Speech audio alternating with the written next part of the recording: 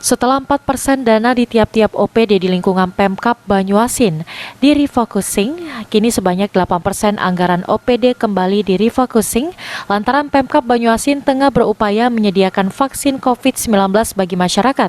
Refocusing anggaran telah dilakukan sebanyak 2 kali, sesuai tuntunan Menteri Keuangan dengan menggunakan dana belanja umum, sehingga kegiatan-kegiatan yang dianggap tidak produktif dan tidak signifikan dihapuskan.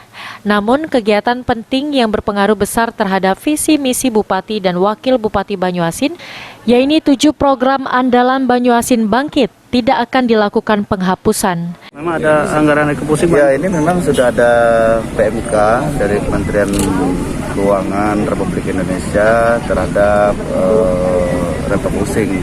Yang tahap awal kemarin ada PMK untuk mengharapkan pemerintah daerah untuk merefocusing dana DAU itu lebih kurang 4%. Dan ada PMK yang terbaru lagi disampaikan dengan kami untuk dipenuhi 8%. Dan ini mudah-mudahan tidak mempengaruhi pemerintah Kabupaten Banyuasin dalam hal perencanaan pembangunan yang sudah kita susun bersama dengan Dewan dan juga terkaitan dengan pelayanan masyarakat di Kabupaten Banyuasin. Dan ini sudah kita rapatkan dengan semua OPD, kita sinkronkan, kita sesuaikan.